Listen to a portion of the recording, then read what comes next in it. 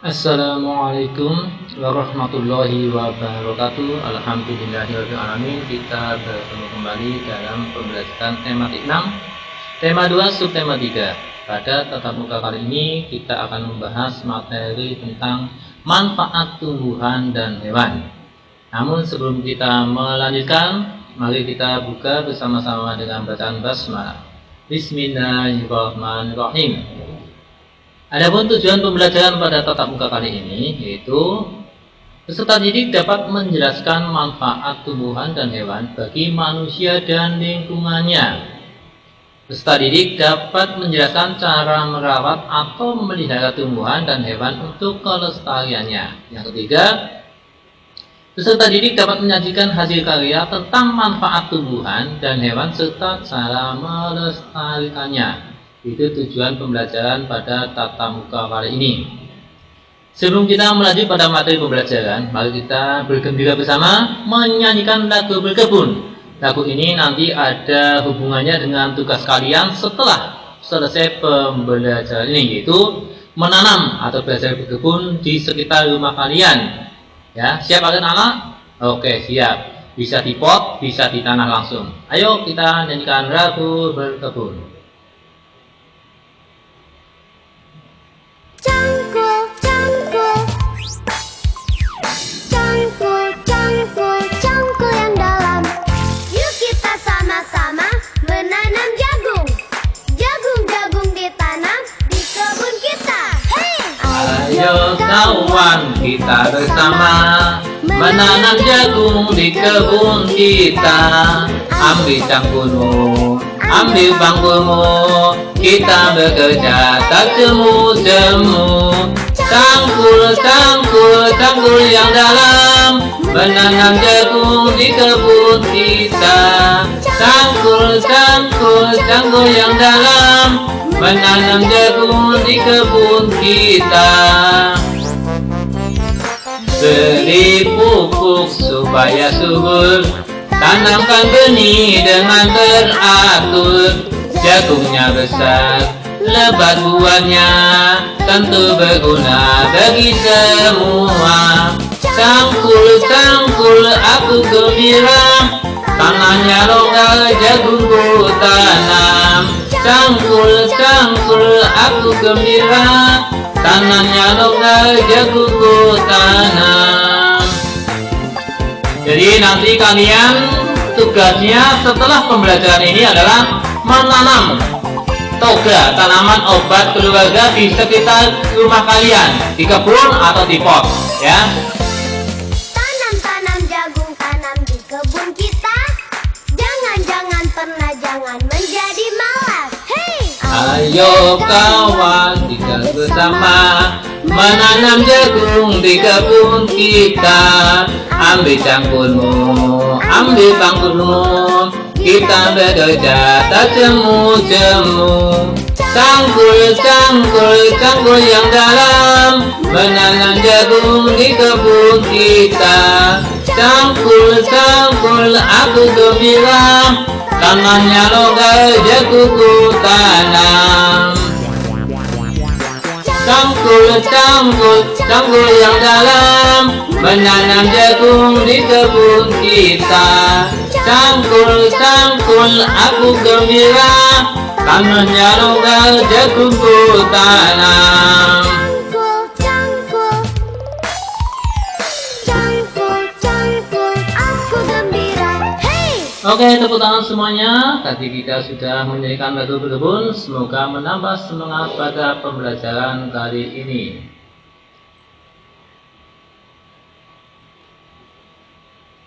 Untuk selanjutnya kita masuk pada materi, yaitu manfaat tumbuhan bagi manusia.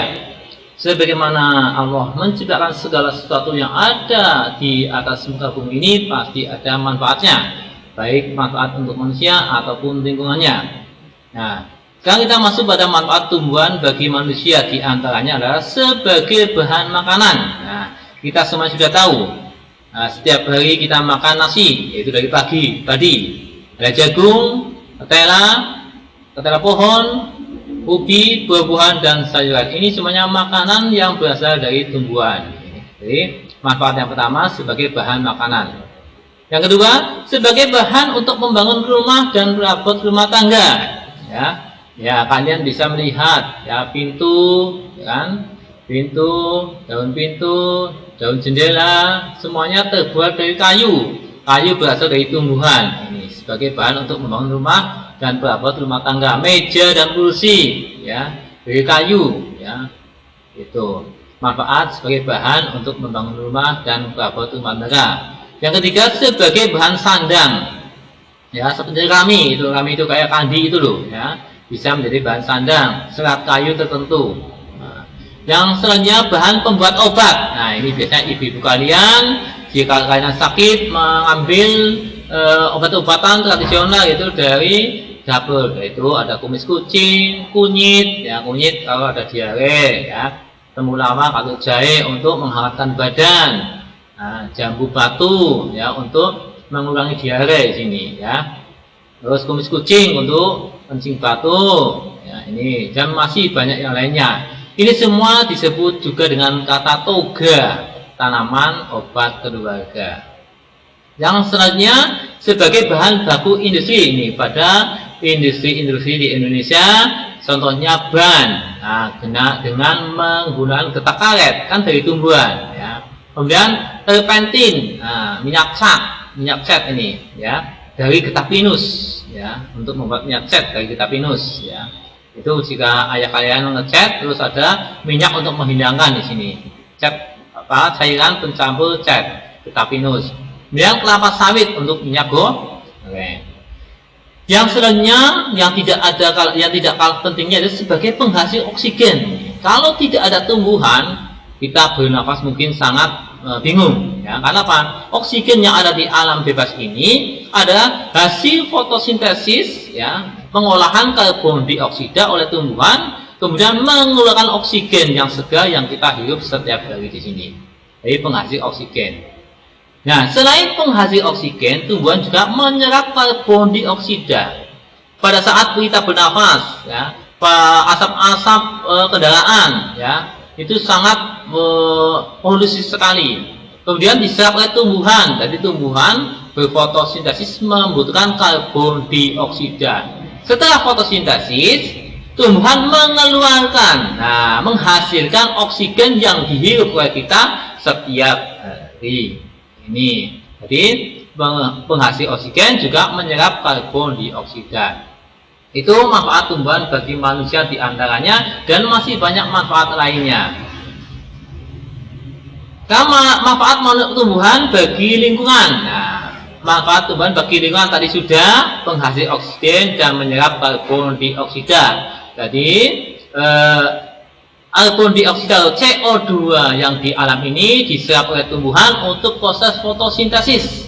Setelah fotosintesis selesai, maka akan mengeluarkan oksigen. Oksigen ini dibutuhkan oleh makhluk hidup, baik hewan ataupun manusia. Jadi kalau tidak ada tumbuhan, pohon-pohonan panas, suhunya panas, udaranya panas, ya.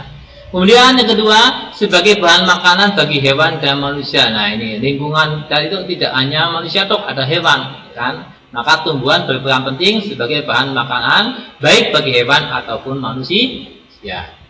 Dan sebagai tempat tinggal, tempat hidup atau bersarang bagi hewan-hewan tertentu. Nah, burung misalnya, kelelawar, semut, ya, belalang, ulat, ini juga bersarang di tempat atau di tumbuhan, ya. Tumbuhan manfaatnya bagi lingkungan. Kemudian mencegah longsor, banjir, ya, longsor di sini erosi, ya, karena dengan tumbuhan maka air akan diserap oleh akar tumbuhan itu sehingga air tidak akan bablas tapi menyerap ke bumi. Nah, maka jika ada tanah yang gundul akan mudah terkena erosi atau tanah longsor. Ini manfaat tumbuhan bagi lingkungan di antaranya, ya.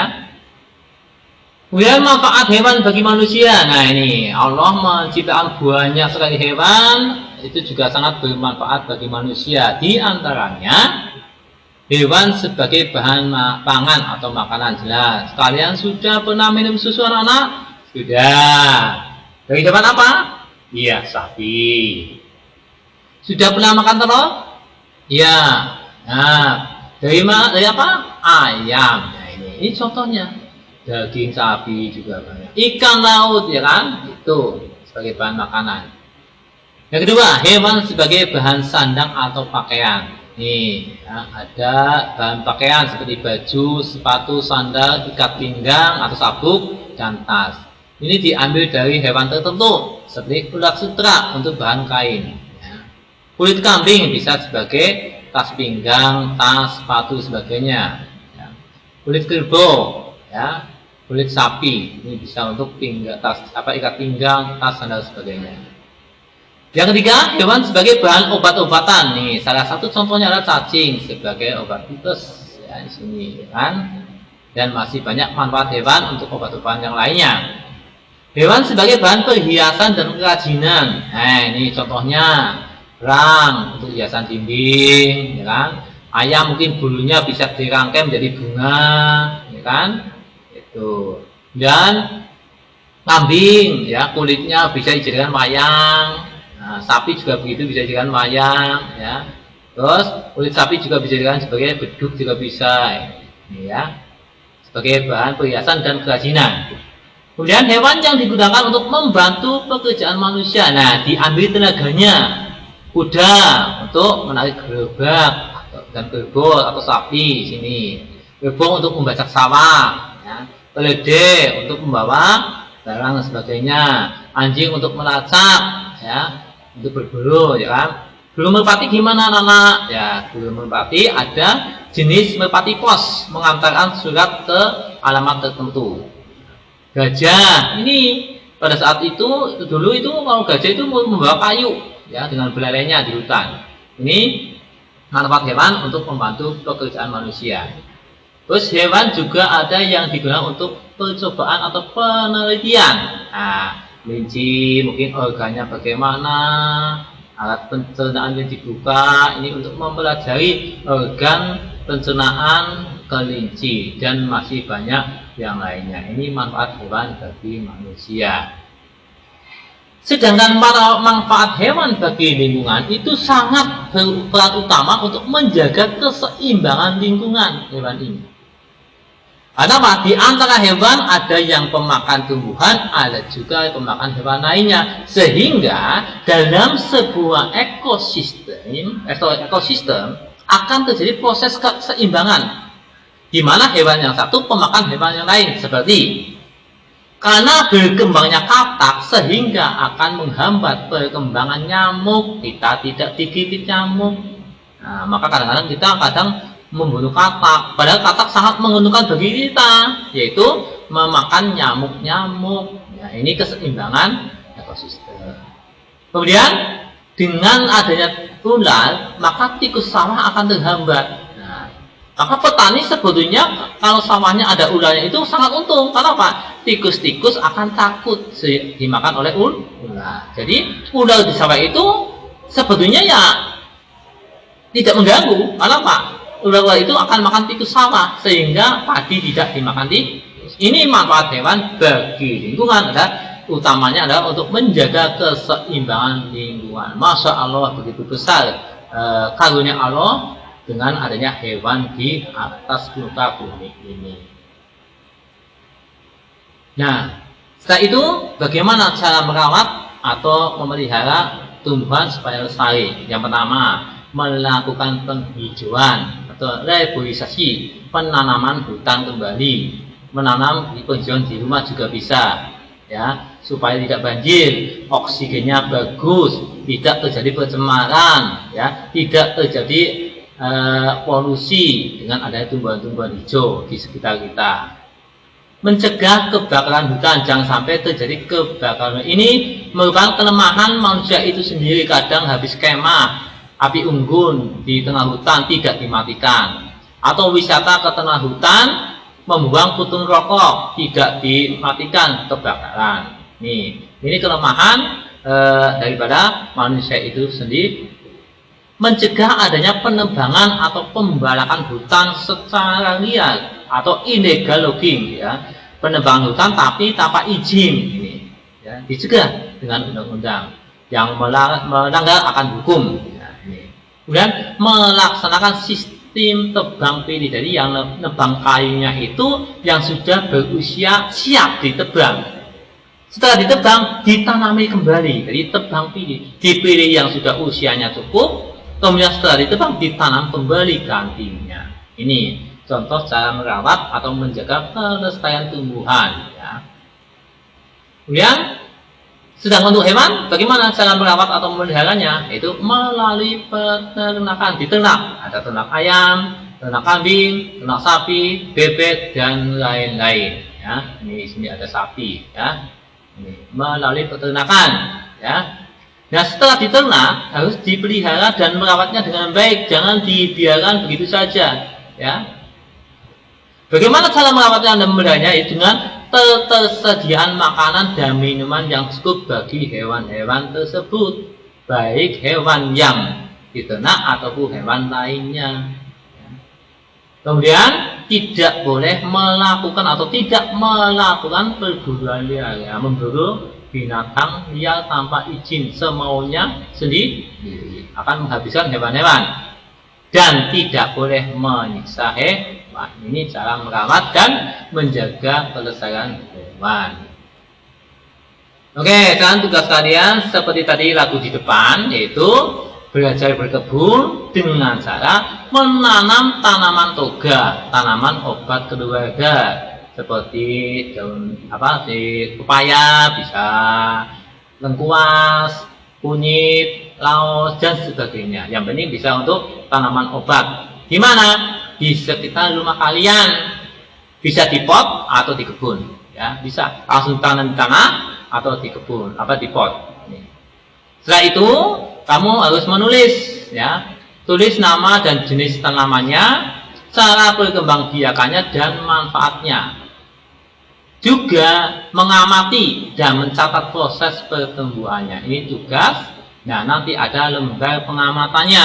Kamu amati berkala waktunya, ya, sewaktu-waktu kau amati, seminggu sekali atau 2 minggu sekali, ya. Ini untuk format pengamatannya. Nah, contoh lembar pengamatan tugas tidak terstruktur ini. Tabelan penanaman tanaman toga, tanaman obat keluarga. Nah, tanggal tugas, ya, mulai tanggal 18, ya. Nama siapa, kelas 6 apa, nomor absen berapa. Ini kolomnya, kamu buat di kertas HVS atau folio. Ini kolomnya tidak hanya 4 kok, tapi ke bawah terus, karena nanti pengamatannya sampai kamu bisa panen misalnya. Contoh tanaman lengkuas. Cara berkembang biaknya dengan vegetatif alami, yaitu dengan akar tinggal atau rizoma. Nah, ini.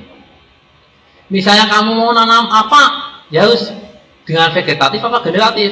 Nah, dan manfaatnya apa tanaman itu? Nah, di sini lengkuas sebagai contoh manfaatnya, ya, menurunkan demam, menurunkan kolesterol. Ini contoh lengkuas. Kapan? Nah, catatan pengamatan, kamu mulai menanam tanggal 18 September. Kemudian 1 minggu kemudian kamu mengamati hasil tanaman kamu di kebun kamu atau di pot kamu. Alah, sudah mulai tumbuh tunas 10 cm, catat. 1 minggu kemudian lagi, berarti 25 tanggal 2, misalnya 2 Oktober. Sudah tumbuh daun. Nah, 2 daun dan tingginya sudah mencapai 25 cm, dan seterusnya sampai kamu bisa memetik hasil tanaman tersebut. Ini namanya tugas tidak terstruktur. Hasilnya tidak bisa dipastikan kapan dan bagaimana. Ini contoh tugas. Itu yang bisa disampaikan pada tatap muka kali ini. Mudah-mudahan kalian tetap semangat dan semangat madrasah hebat bermartabat. Sama petugas, mari kita akhiri dengan bacaan hamdalah bersama-sama. Alhamdulillah rabbil alamin. Sekian, wassalamualaikum warahmatullahi wabarakatuh.